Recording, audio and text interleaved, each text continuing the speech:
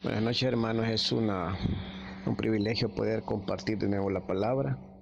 Espero en Dios que en realidad todos se encuentren bien, que todos estén sanos, que todos estén unidos, que todos estén felices y que estén esperando en realidad la oportunidad de volver a congregarnos. Hoy tenemos el privilegio de compartir la palabra, como lo dije antes. Y yo los invito, hermanos, a que me acompañen a Primera de Samuel 7. Ahí leeremos la palabra del Señor y trataré de expresar un poco lo que el Señor puso en mi corazón para compartir. Espero que les sea de bendición, así como ha sido para mí, así como ha sido para mi familia. Primera de Samuel 7:3. Dice así la palabra. Habló Samuel a toda la casa de Israel diciendo, si de todo vuestro corazón os volvéis a Jehová, quitad a los dioses ajenos y a Astarot de entre vosotros, y preparad vuestro corazón a Jehová, y solo a él servid, y os librará de la mano de los filisteos.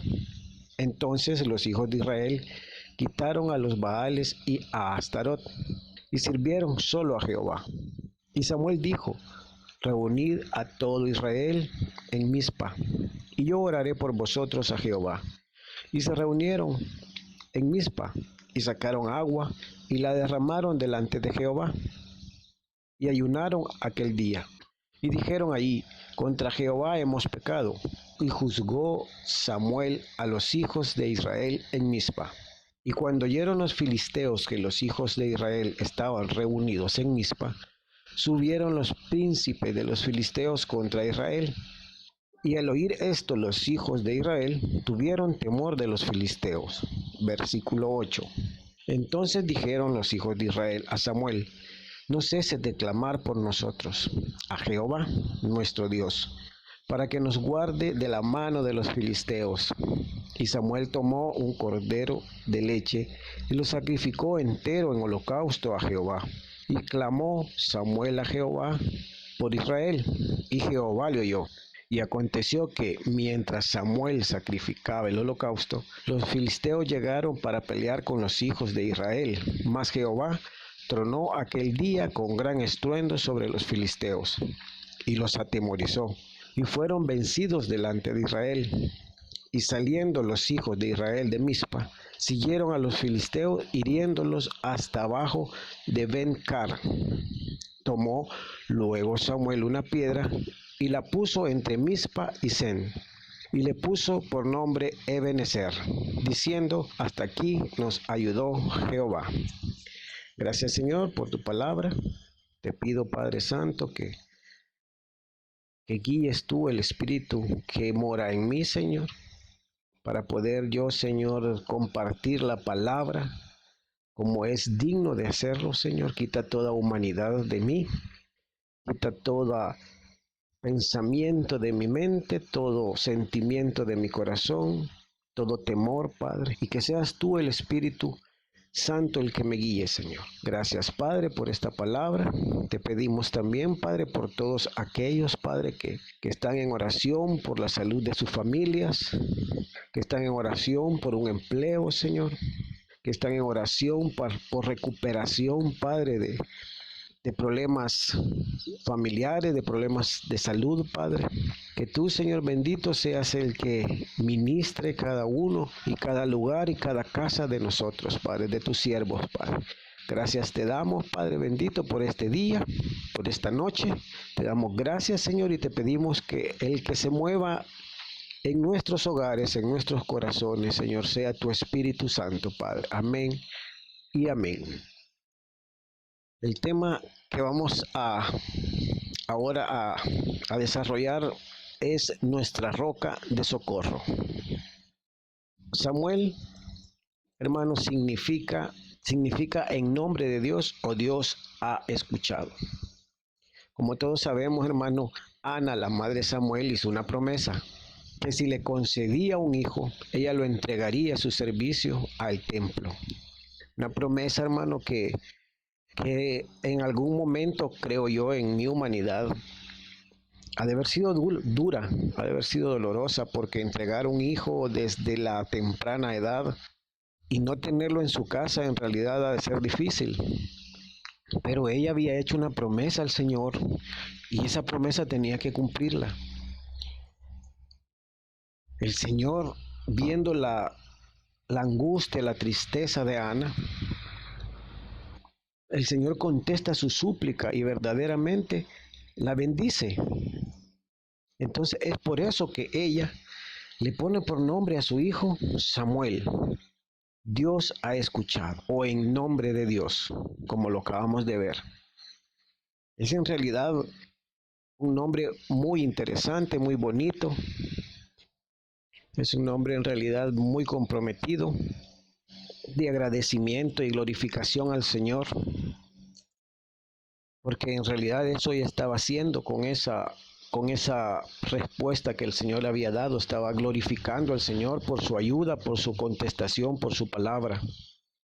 Y como ella había prometido a su hijo, ella lo tenía que cumplir. Sería un hijo para el servicio del Señor.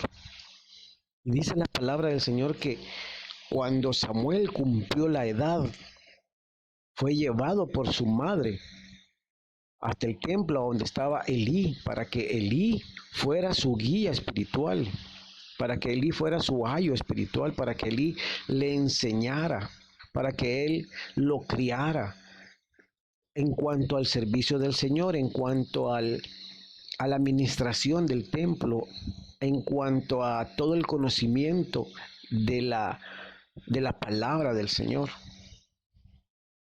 Entonces ella recibe la bendición del Señor y ella cumple su promesa. Ella entrega a su hijo, ella lo lleva al templo y se lo entrega a Elí. Y así pasaron años, ¿no? Así pasaron los años y la palabra dice que Samuel crecía en estatura y conocimiento.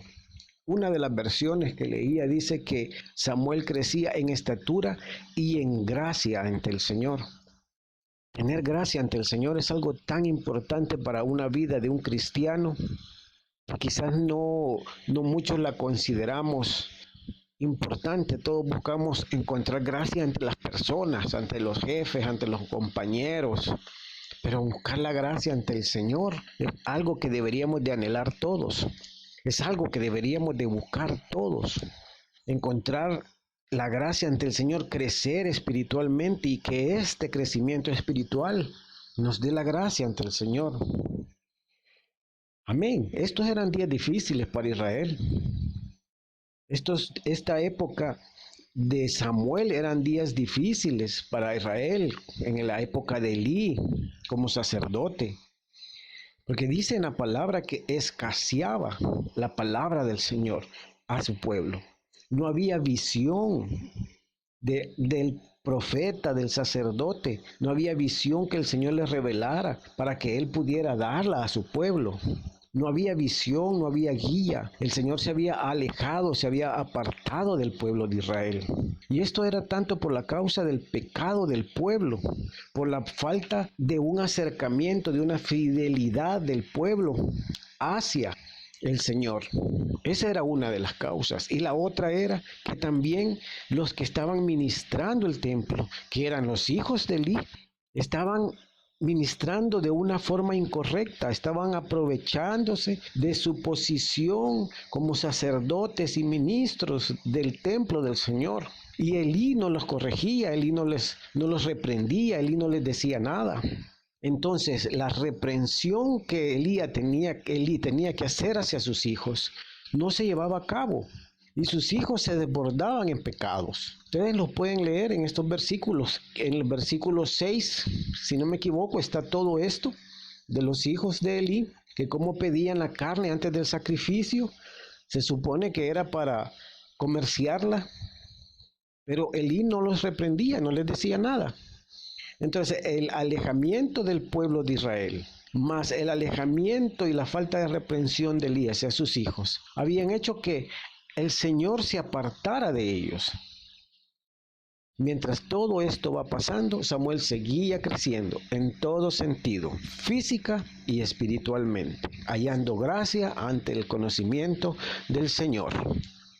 Mientras todo esto ocurría, Samuel ya iba siendo reconocido por Israel y ya iba siendo reconocido hasta Berseba como un profeta de Dios.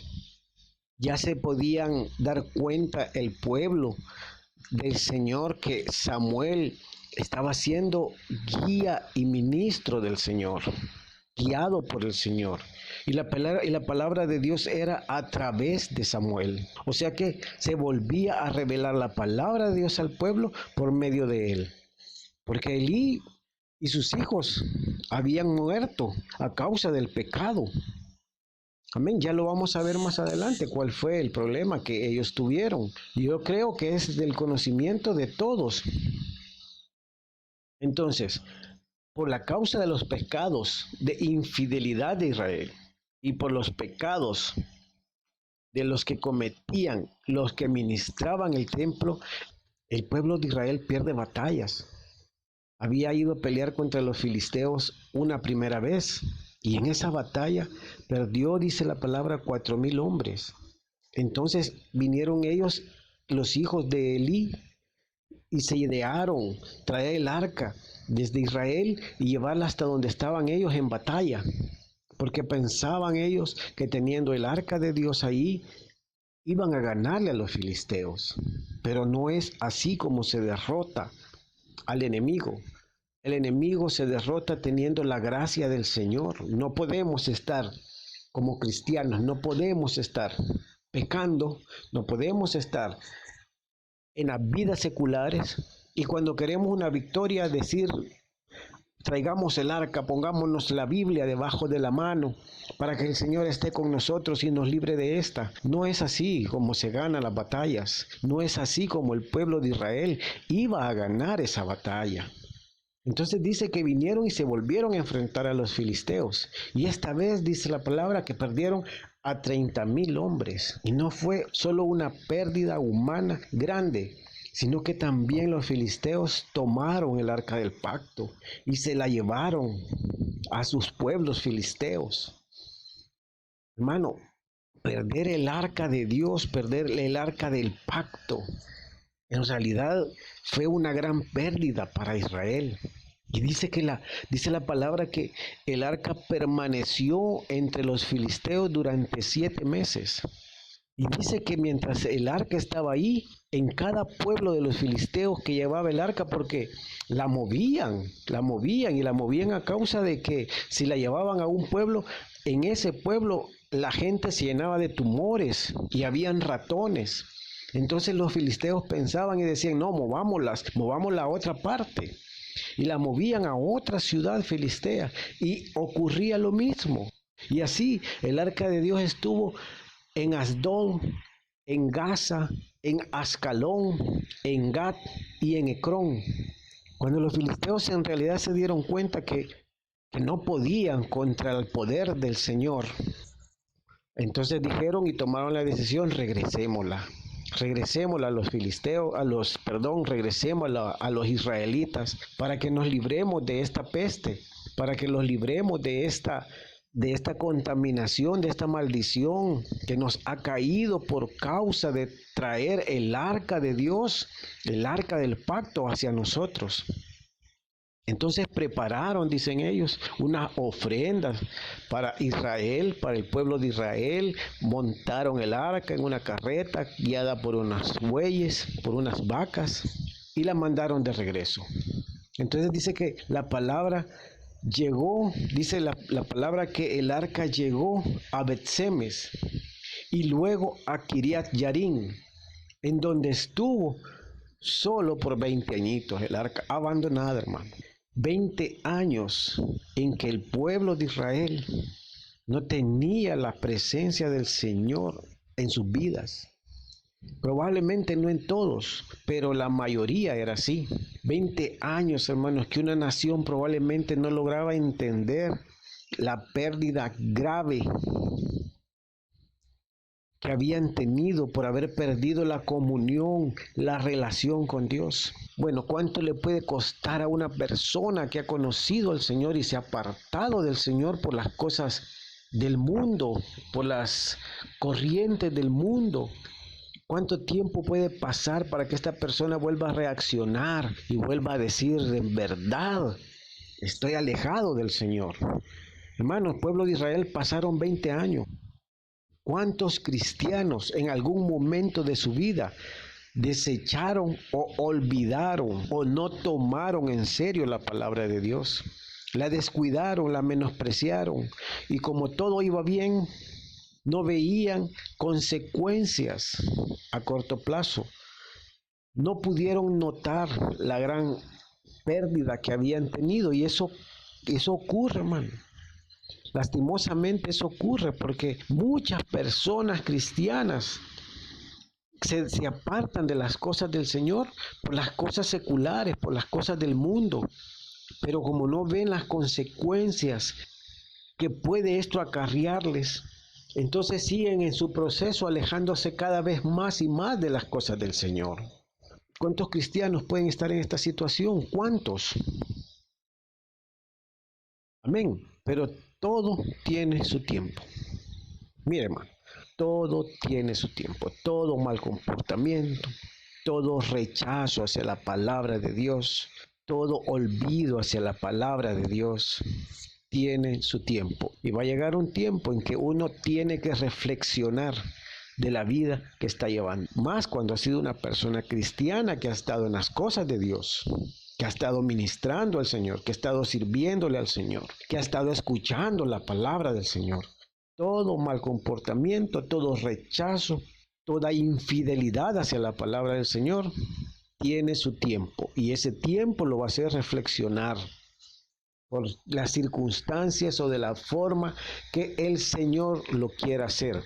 El pueblo de Israel comenzó a sentir tristeza en su corazón y comenzaron a levantarse y a llorar y a gemir la pérdida de esta comunión. 20 años, hermanos, pasaron para que el pueblo de Israel se diera cuenta, para que el pueblo de Israel entendiera que qué pasaba, qué estaba pasando. Si antes estaban bien, ¿qué pasaba con la tranquilidad, la paz que el Señor les había dado? Es normal, el error cometido causa tristeza, causa dolor, refiriéndonos a una persona que aún pueda discernir entre lo bueno y lo malo. Porque hay personas que hacen el mal, viven mal y no tienen en ellos ningún remordimiento, no tienen en ellos ningún dolor, no hay en ellos ninguna tristeza, no hay en ellos ninguna reacción de lo que está pasando. Para ellos esto es normal. Pero todo aquel que ha sido cristiano, que es cristiano, por cualquier cosa ha cometido un error, se ha alejado del Señor, va a haber un momento en que va a sentir la tristeza, va a haber un momento en que va a sentir la necesidad de regresarse a las cosas del Señor, pues hay que regresar. Amén. Porque mire, hermano, en lo secular, no todo lo que parece ser bueno es bueno. No todo lo que nos da felicidad por un instante nos va a dar la felicidad más adelante. Amén. Pero ¿cómo es esto? Bueno, por ejemplo, hermano, no, imagínense que yo vengo y hago una ganancia, hago un negocio que no es muy lícito. Y este negocio me genera buena ganancia económica. Me voy a alegrar, me voy a sentir alegre. Pero en mi interior va a estar más adelante aquel remordimiento, aquel pensamiento de que hice mal. 1, 2, que probablemente la persona que engañé podría tomar actos para desquitarse lo que le hice. Entonces no todo lo que parece bueno es bueno a largo plazo. Amén. Así es el alejarse del Señor. No todo aquel que se ha alejado del Señor y que lo ve uno feliz y riéndose y en prosperidad, probablemente no esté feliz del todo, no esté feliz completamente. Amén. Sí, así es, hermano. Israel había seguido con su vida, pero en realidad no eran felices ni tenían paz en ellas. Pasaron 20 años en que la angustia y dolor del pecado contra Dios comenzaron a tocar sus corazones. ¿Cómo, hermano? ¿Por qué les tocó el corazón? No sabemos, hermano. No sé, en realidad no sé. Pero cada quien puede meditar en su corazón, en su intimidad y decir, en realidad, me estoy alejando del Señor, me he alejado del Señor. Y esto causa tristeza por la causa que sea. ¿Qué movió al pueblo de Israel a sentir esta tristeza, este dolor? ¿Qué movió al pueblo de Israel a gemir, como dice la palabra? A levantarse, a llorar, a gemir, a pedir, volver a tener comunión con el Señor. En 2 de Samuel 7:2 dice, desde aquel día llegó el arca a Kiriat Jearim. Pasaron muchos días, 20 años, y toda la casa de Israel lamentaba en pos de Jehová. Lamentaba en pos de Jehová. En realidad eso es lo que el pueblo de Israel necesitaba. Y Samuel estaba siempre atento a todo el comportamiento, a todo lo que estaba ocurriendo al pueblo. Samuel, viendo esto, que el pueblo se comenzó a levantar, les propone algo sencillo, hermano, para volver a sentir paz en sus vidas. Samuel se levanta y les propone algo sencillo, algo que en realidad los pudiera acercar de nuevo a la palabra del Señor. Algo que volviera a hacerlos sentir comunión con el Señor y que el Señor volviera a decir que este pueblo en realidad me busca, me honra. Y dice en 1 Samuel 7:3, habló Samuel a toda la casa de Israel diciendo, fíjense bien lo que dice, si de todo vuestro corazón os volvéis a Jehová y quitad los dioses ajenos y a Astarot de entre vosotros y preparad vuestro corazón a Jehová y solo a él servid, y os librará de la mano de los filisteos. Samuel es claro en sus palabras. Si os volvéis de todo vuestro corazón a Jehová. Amén. Porque una persona puede decir, no, si yo estoy buscando al Señor, me he vuelto al Señor, pero su corazón no está en eso. Su corazón está en las cosas terrenales, en las cosas seculares. Entonces dice la palabra del Señor, si os volvéis de todo vuestro corazón, dice Samuel. Pero ¿por qué Samuel se refiere al corazón? Si nos damos cuenta, hermano, la palabra del Señor es constante a referirse a que el hombre entregue su corazón al Señor. Porque es ahí, hermano, en donde se ocultan los sentimientos más íntimos. Es ahí donde las intenciones más íntimas están ocultas. En realidad, no se puede conocer verdaderamente a alguien solo con una apariencia exterior. Se logra conocer a alguien cuando verdaderamente salen a flote sus sentimientos. Hermano, yo pienso así. Yo pienso de esta forma. En realidad uno nunca deja de conocer, por decirle un ejemplo, nunca deja de conocer bien aún hasta su pareja. Porque hay sentimientos ocultos, hay experiencias pasadas, quizás desde la infancia, que han tocado sus corazones, que han tocado nuestros corazones. Y no podemos reconocerlas solamente con el ver el exterior de una persona. Entonces Samuel pedía al pueblo de Israel, si os volvéis de todo vuestro corazón, amén. ¿Y por qué todo vuestro corazón? ¿Qué dice Jeremías 17:9 con esto del corazón? Engañoso es el corazón más que todas las cosas y perverso.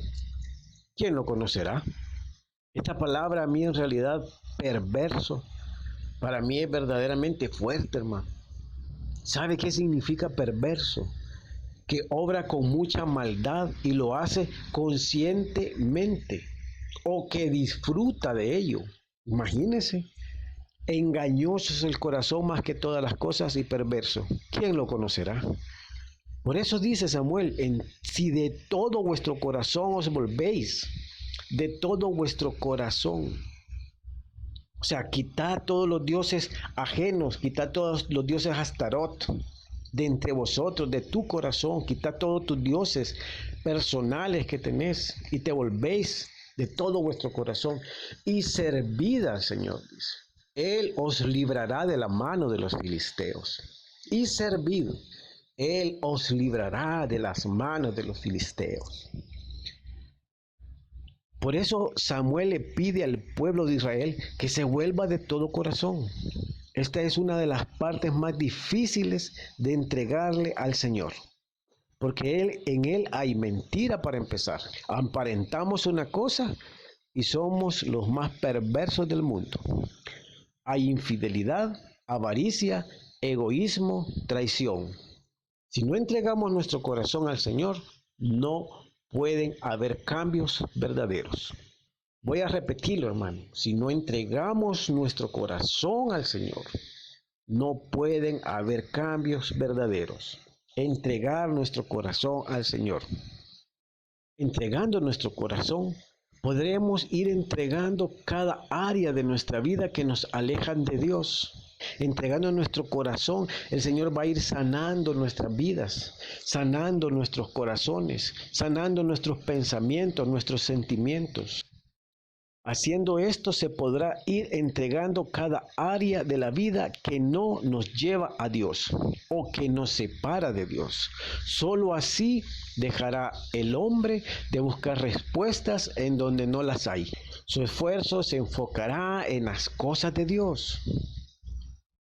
Primera de Samuel 7:4 al 6 dice: Entonces los hijos de Israel quitaron a los Baales y a Astarot y sirvieron solo a Jehová.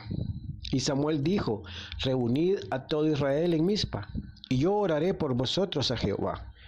Y se reunieron en Mizpa, y sacaron agua y la derramaron delante de Jehová. Y ayunaron aquel día, y dijeron allí: Contra Jehová hemos pecado. Y juzgó Samuel a los hijos de Israel. Juzgar a los hijos de Israel. ¿Por qué quitaron a los Baales y sirvieron solo a Jehová? Porque Samuel les estaba diciendo: entreguen su corazón al Señor. Quiten los dioses ajenos de ustedes. Solo servirle a Él y Él los va a librar. Él los va a librar de los filisteos. Él los va a librar de aquellos que están oprimiendo sus vidas. Amén. Aquí dice la palabra: y juzgó Samuel a los hijos de Israel. La palabra juzgar todos la tenemos en conocimiento, que es omitir un juicio, pero la palabra en este sentido es del original shapat, que quiere decir intermediar. Entonces dice: Samuel intermedió o medió con el Señor. El pueblo de Israel comenzó a actuar como era agradable para el Señor. Entonces, dice, los hijos de Israel quitaron a los Baales y a Astarot y sirvieron solo a Jehová. Empezó a actuar el pueblo de Israel como debía, empezó a actuar el pueblo de Israel como era correcto, empezó a actuar el pueblo de Israel como Dios esperaba en realidad que actuara. Así tenemos que actuar nosotros los cristianos. Si en algún caso nos hemos alejado del Señor, si por alguna circunstancia se ha enfriado su comunión con el Señor, más estos días que ha habido alejamiento, más estos días que no hay una comunicación tan cercana con los demás hermanos. En estos días es cuando tenemos que entregar nuestro corazón al Señor para que el Señor se agrade de nosotros, para que el Señor pueda siempre estar con nosotros, reforzando nuestros corazones con su palabra. Y como Samuel podía ver que el pueblo de Israel quitaron a los Baales y a Astarot y sirvieron, dice, solo al Señor, entonces Samuel tomó una decisión. Para afirmar este compromiso, le pide al pueblo que se reúna todos en Mizpa, para que él pudiera orar por todos. Y dice: Samuel dijo: reunid a todo Israel en Mizpa, y yo oraré por vosotros a Jehová. Mizpa. ¿Por qué Mizpa, hermano? Bueno, primero porque Mizpa significa atalaya o lugar de vigilancia. Imagínense la importancia. Reunir a todos en Mizpa. No es un lugar al azar, no es un lugar que se reúnen solo por decir aquí reunámonos, sino que la importancia espiritual, el significado que ésta tenía era bastante grande. Entonces Samuel llama a todo el pueblo a este lugar para hacer un pacto con el Señor, un pacto del pueblo de Israel, un pacto de Samuel y un pacto con Dios.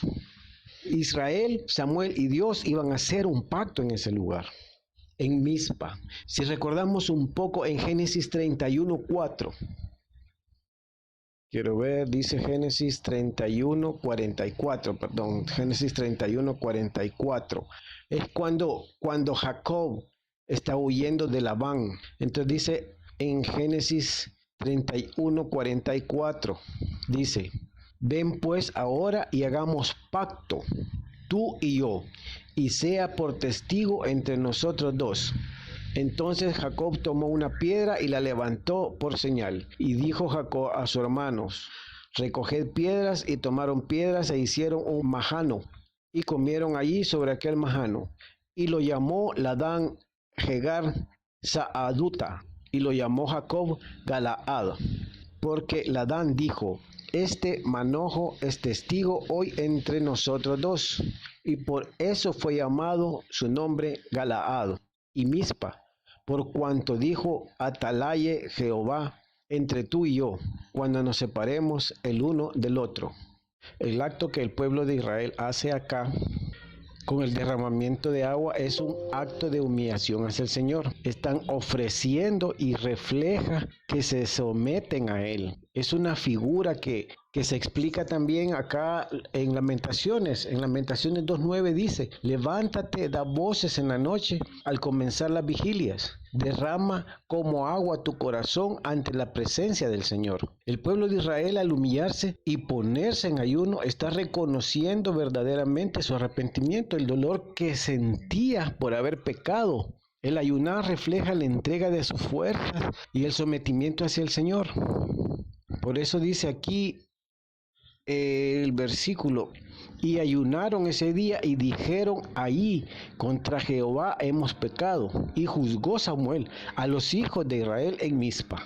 Aquí podemos ver en este versículo, hermanos, 6, 1 Samuel 7:6, algo muy importante, que es el reconocer cuando una persona está fallando, el reconocer cuando hemos cometido un error, el reconocer cuando nos hemos alejado del Señor. Es algo muy importante que una persona cristiana que por A o B motivo se ha alejado de Él, de la comunión con el Señor, reconocerlo, hermanos, reconocer por qué ocurrió eso, reconocer que en realidad no se está viviendo o no se está teniendo una vida que debe ser digna de una persona cristiana. El pueblo de Israel estaba reconociendo eso.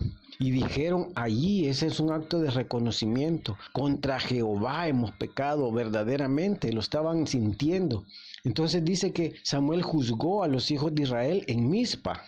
Pero ¿qué ocurre, hermano, cuando una persona está alejada del Señor? ¿Qué ocurre cuando una persona está alejada del Señor, pero que por un momento determinado, por el sentimiento que mora en una persona que ha sido cristiana, el sentimiento que se tiene de haberse alejado, y tratar de buscar de nuevo al Señor y buscarlo de nuevo al Señor y empezar de nuevo el sentimiento a querer agradar al Señor, a volver a acercarse, a volver a tener una comunión? Eso causa algo también en las personas. ¿Qué ocurre con estas personas? ¿Qué ocurrió con el pueblo cuando se dieron cuenta en verdad que estaban siguiendo dioses ajenos, que estaban sirviendo a dioses ajenos, que se habían alejado del Señor, que habían perdido la comunión con el Señor? ¿Qué ocurre cuando ellos se empiezan a regresar, a volver, a arrepentirse de ese camino? Y dice en 1 Samuel 7:7-8. Cuando oyeron los filisteos que los hijos de Israel estaban reunidos en Mizpa, subieron los príncipes de los filisteos contra Israel. Y al oír esto, los hijos de Israel tuvieron temor de los filisteos. Entonces dijeron los hijos de Israel a Samuel, no ceses de clamar por nosotros a Jehová nuestro Dios, para que nos guarde de la mano de los filisteos. Hace ya varios meses, pues, la verdad, principios de esta cuarentena que hemos estado, platicábamos con una de mis hijas y una de ellas comentaba sobre un compañero o Sí, un compañero de horas sociales de una de ellas y decía que él le estaban ocurriendo cosas eh, difíciles de aceptar, difíciles de vivir. Pero él decía algo, decía exactamente hoy que yo estoy queriendo regresarme a las cosas del Señor porque era una persona cristiana que se había alejado por cuestiones de la juventud, por cuestiones sociales, se había alejado, pero que él ya estaba sintiendo la necesidad, así como el pueblo de Israel, de poder volver a encontrarse con el Señor, de poder volver a tener esa comunión. Le empezaban a suceder cosas que no se imaginaba. Había tenido un accidente de tránsito, había atropellado a una persona accidentalmente, había enfermado, había estado a punto de no poder ejercer su tesis para graduarse.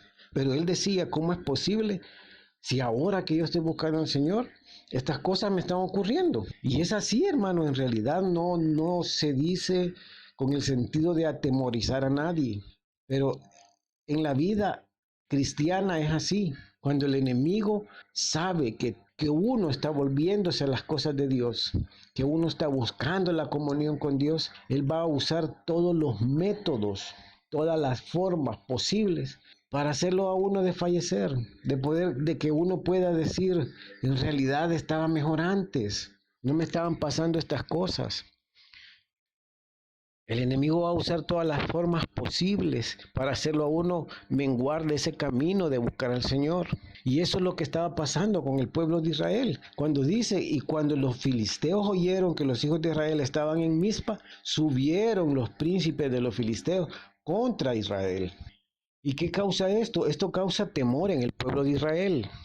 El enemigo siempre va a tratar de buscar la forma de querer detener que usted, hermano, o que aquella persona que está oyéndonos, que un día tuvo comunión con el Señor, vuelvas a los caminos del Señor, porque ese volver al camino del Señor cada vez te va a hacer más fuerte en las cosas de Dios, te va a aumentar tu fe, te va a aumentar tu ánimo, te va a aumentar la confianza en una relación con el Señor, porque más adelante podemos reconocer algo y lo vamos a ver al final de esta palabra que estamos compartiendo. Lo importante, hermano, es vencer esos desafíos, no desistir en la búsqueda del reconcilio con el Señor, en la búsqueda de esa nueva forma de vida, dejar lo que se estaba haciendo para volverse de nuevo a las cosas del Señor. En este caso no hay diferencia con el pueblo de Israel. El pueblo de Israel que había estado alejado del Señor, comienza a buscar de todo corazón, con un corazón humillado, con un corazón arrepentido, con una sinceridad y una humillación de decir verdaderamente te hemos fallado, Señor. Cuando el pueblo de Israel empieza a volverse al Señor, los filisteos inmediatamente sabían que esa comunión con Dios los iba a volver más fuertes y que su respaldo estaría a su lado, que el respaldo del Señor estaría al lado del pueblo de Israel, que el Señor los respaldaría en las decisiones, que el Señor los respaldaría en las batallas. Eso es así. Y entonces dice en el versículo 9, y Samuel tomó un cordero de leche y lo sacrificó entero en holocausto a Jehová. Y clamó Samuel a Jehová por Israel, y Jehová lo oyó. ¿Sabe, hermano? El pueblo de Israel, después que se da cuenta que los filisteos sabían que ellos estaban reunidos en Mizpa y van a atacarlos, el pueblo de Israel toma una decisión, fíjese. Y dice en 1 Samuel 7:10, y aconteció que mientras Samuel sacrificaba el holocausto, los filisteos llegaron para pelear con los hijos de Israel. Mas Jehová tronó aquel día con gran estruendo sobre los filisteos y los atemorizó, y fueron vencidos delante de Israel. Y saliendo los hijos de Israel de Mizpa, siguieron a los filisteos, hiriéndolos hasta abajo de Betcar. Al leer estos versículos, se me venía un pensamiento que tuve hace mucho tiempo. Cuando leo esta palabra que dice mientras, aconteció que mientras Samuel sacrificaba holocausto, Samuel oraba. Me ponía a pensar que mientras muchos hemos andado en las cosas seculares, mientras que muchos hemos andado en las cosas del mundo, en fiestas, en reuniones, queriendo afanarse por ganar más dinero, Mientras unos estábamos en eso, otros oraban. Otros oraban por nosotros, otros pedían por nosotros, otros piden por nosotros. Si alguno se ha alejado del Señor, siempre ha habido otro que mientras uno está alejado, otro está orando, pidiendo que uno vuelva al redil, pidiendo que uno vuelva al camino del Señor, pidiendo a Dios por nuestra conversión, por nuestras vidas, por nuestras almas. Uno en lo secular todo lo atribuye a la suerte. Cuando es librado de alguna situación, dice uno, qué suerte tuvo, qué suerte tuve. Dice uno, qué suerte tuvo. Cuando en realidad eso no es suerte, eso es porque una persona de tu familia o una persona que conozcas está orando por ti, ha estado orando por ti, ha estado clamando por ti, ha estado pidiendo por ti para que tú te vuelvas al camino del Señor, para que tú te vuelvas a las cosas que dejaste por andar en los afanes que estás viviendo. Mientras unos sacrifican holocausto, otros andábamos en la calle haciendo las cosas que no debíamos, en vicios, en fiestas, en cosas que no traían ningún provecho a nuestras vidas. Todo lo atribuíamos a la suerte, pero no es así. Es porque otros realmente oraban.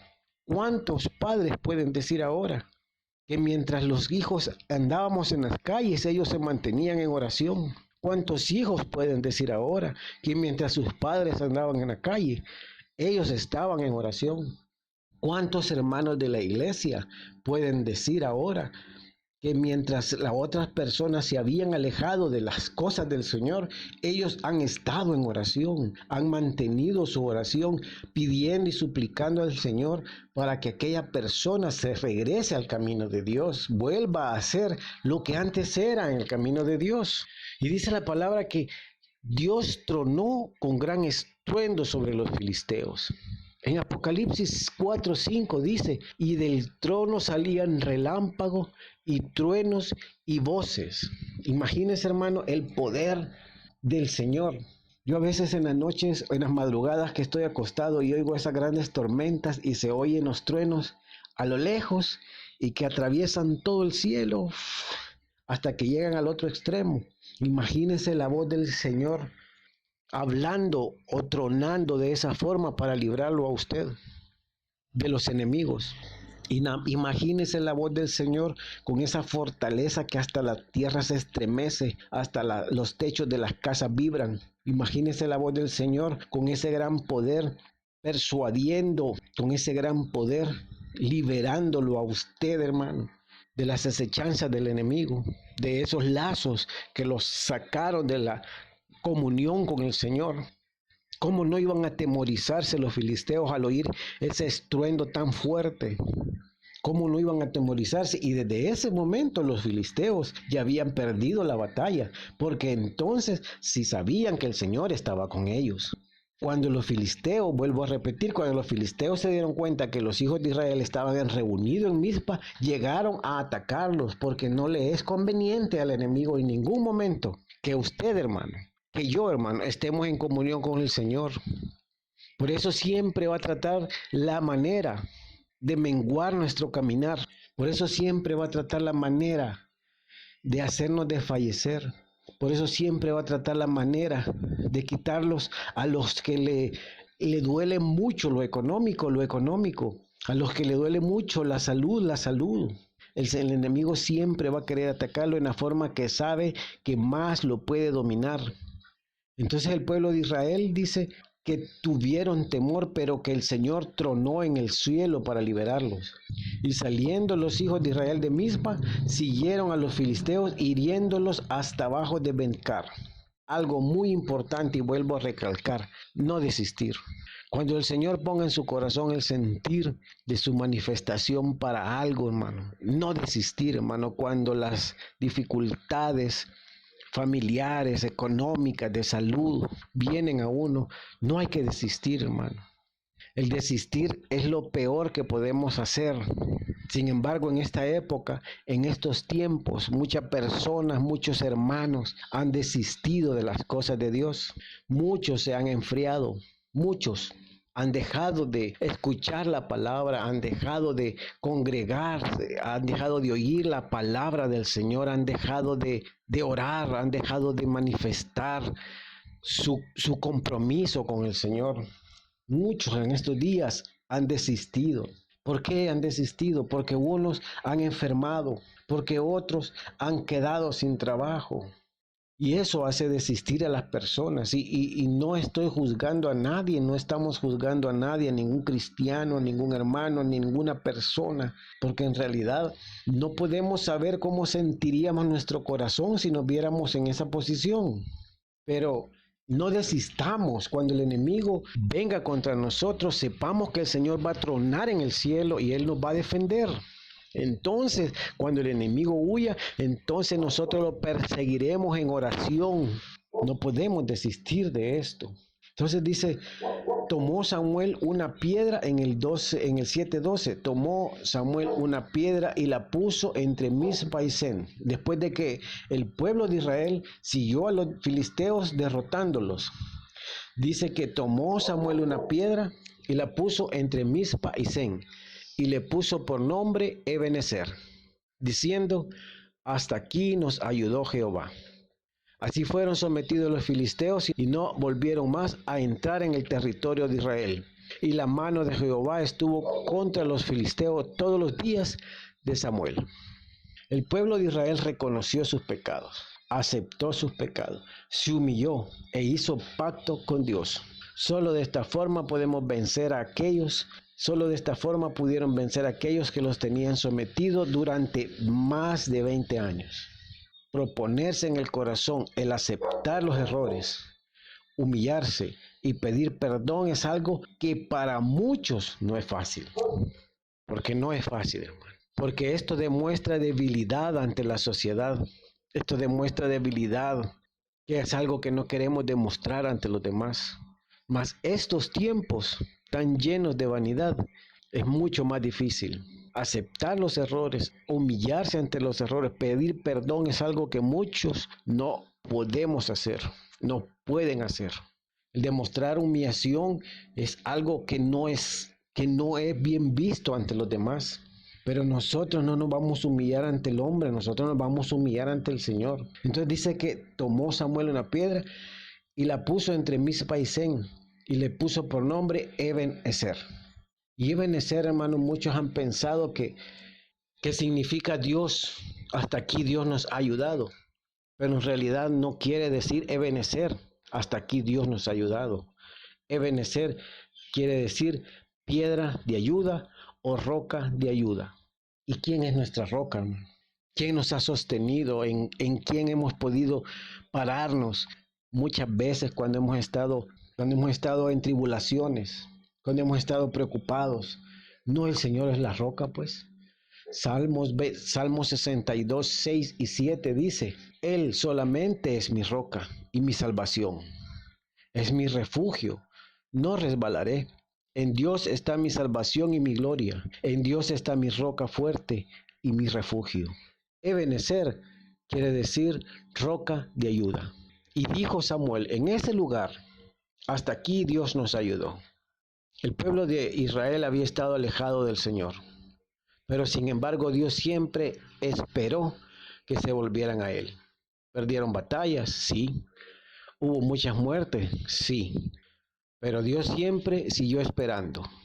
Solo Samuel logra reconocer la verdad y dice, hasta aquí Dios nos ha ayudado. No podemos entender en realidad la profundidad de estas palabras, hermano, hasta que vivimos la situación dura de nuestras vidas. Hoy en estos tiempos, hermano, yo he dicho tantas veces esta frase, hasta aquí Dios nos ha ayudado. Lo hemos dicho en oración, lo hemos dicho en intimidad, lo hemos dicho personalmente. Pero el poder entender, el decir hasta aquí Dios nos ha ayudado, es algo que va mucho más allá. Yo, como muchos saben, hermano, padecí de esta enfermedad que ha venido a atacar a todo el mundo y en este tiempo al país. Y sí se siente en realidad agobiamiento, se preocupa uno puede tener fe, pero hay un momento en que la fe mengua, hay un momento en que se siente uno realmente que llega a un cierto grado de preocupación, empieza a pensar cosas que no deberían de venir al caso, pero es algo natural, es algo del humano. Pero en ese mismo momento uno piensa y dice, Señor, no me dejaré vencer. Y yo miraba hacia atrás y decía, si tú me has traído hasta aquí, entonces en realidad puedo decir, Dios, hasta aquí me ha ayudado. Puedo volver a ver hacia atrás y ver por dónde he venido caminando con mi familia. Puedo ver hacia atrás y poder ver todo el camino que he trazado, que el Señor nos ha traído hasta aquí. Y ahora podemos decir, hasta aquí Dios nos ha ayudado. Dele gracias al Señor si usted no ha padecido de esta enfermedad o de cualquier otra situación, porque no es solamente esto. Hay tantas enfermedades, hay tantas preocupaciones, hay tantas cosas económicas que pueden hacerlo a uno pensar cosas, pero a detenerse un momento y de volver a ver hacia atrás y decir, Señor, verdaderamente, hasta aquí tú nos has ayudado. Verdaderamente, hoy puedo entender, porque ya logré pasar esa parte de mi vida en donde me sentí realmente preocupado, en donde no importa cuánto dinero puedas tener, en donde no importa en dónde puedas vivir. Lo he pensado y lo he dicho en otras ocasiones. Verdaderamente hoy nos damos cuenta la fragilidad de la vida del ser humano. Y aún así no reconocemos al Señor. Y aún así no reconocemos que somos tan frágiles, y perdone la expresión, inútiles ante la grandeza del Señor. Hoy en día las personas cristianas clamaron al Señor, unos más que otros. E incluso los que no son cristianos clamaron al Señor. Pero nosotros como cristianos podemos volver a ver atrás y decir, Señor, verdaderamente, hasta aquí tú nos has ayudado. Y yo doy gracias al Señor, porque pasamos esa etapa con mi familia. Y me refiero a todos, hermano. No solo yo, sino que todos nosotros, los que vivimos en esta casa. El Señor nos trajo esa prueba, el Señor nos hizo pasar esa prueba, el Señor nos ha hecho reconocer verdaderamente que es misericordia de Él. Lastimosamente otros no han logrado pasar y no es porque hayan sido menos cristianos que nosotros, es porque es decisión del Señor. No podemos juzgar eso, no podemos decir nada de eso, pero así son las decisiones de Dios, así son. ¿Por qué nos ha dado la oportunidad a unos y a otros no? Eso tenemos que preguntarnos. El pueblo de Israel estaba alejado del Señor. El pueblo de Israel se había apartado del Señor. El pueblo de Israel estaba enfocado en agradecer, en alabar, en sacrificar, en servir a otros dioses, cuando el pueblo de Israel en realidad tenía que buscar al Señor. Demos gracias al Señor verdaderamente por esta palabra, porque solo Él sabe cómo a uno lo trae, solo Él sabe cómo a uno lo lleva. Si usted ha logrado pasar diferentes circunstancias, problemas de salud, problemas económicos, problemas familiares, y ahora se encuentra en Mizpa, entre Zen y Mizpa, si usted ahora se encuentra en Mizpa, diga Ebenezer, porque Él es su roca de ayuda, Él ha sido su roca de ayuda, Él siempre ha estado ahí. Gracias, Padre Todopoderoso, por la palabra. Te pedimos, Señor, que tú seas bendición grande para nuestras vidas, Padre. Que si en algún momento, Señor, nos hemos alejado de ti por las circunstancias independientes que hayan sido, Señor, que nos perdones, Padre. Que nos perdones, Señor Jesucristo. Pero aquí estamos, Señor, compartiendo, Señor, la palabra para todo aquel que la necesita, Padre. Estoy compartiendo esta palabra, Señor, y no es por el hecho que yo me haya alejado y haya estado en pecado, Señor, sino por el hecho de poder reconocer, Padre, que no volvemos a ver todo el camino que tú nos has traído, Padre. Que no volteamos a ver hacia atrás, Padre, para reconocer, Padre, que tú nos has llevado hacia adelante, Padre. Que no hemos podido reconocer, Señor, que tú has sido un Dios verdaderamente bueno con nosotros, Señor. Que tú, Padre Santo, has estado con nosotros, como la palabra que recibimos de nuestro pastor, Señor, en donde decía tu palabra, Padre, que no podemos voltear a ver hacia atrás, Señor, que no podemos darnos cuenta que hemos andado en el desierto, Padre, y que nuestras vestiduras no se han desgastado, que nuestro calzado no se ha desgastado. Padre, no podemos darnos cuenta de todo eso porque solamente estamos viendo hacia adelante, no podemos meditar en las bendiciones que tú nos has dado para poder decir, hasta aquí tú nos has ayudado. Señor, te damos gracias, Padre bendito, por esa misericordia, por ese amor. Te damos gracias, Padre, porque has sido bueno, Señor. Y te seguimos pidiendo, Padre, que nos sigas cubriendo con la sangre preciosa a todos, Padre, en la congregación, en las congregaciones, en este país, Padre. Te damos gracias, Señor, por la palabra y te pedimos, Señor, que tu bendición descienda sobre nosotros, Padre. Gracias, Señor. Amén, Padre, y amén. Bendito, Señor, te damos gracias por todo. Gracias por haber recibido la palabra. Acá abajo está nuestra dirección, por si alguien quiere acompañarnos cuando esto se va normalizando poco a poco. Lo esperamos con los brazos abiertos. Dios les bendiga. Amén.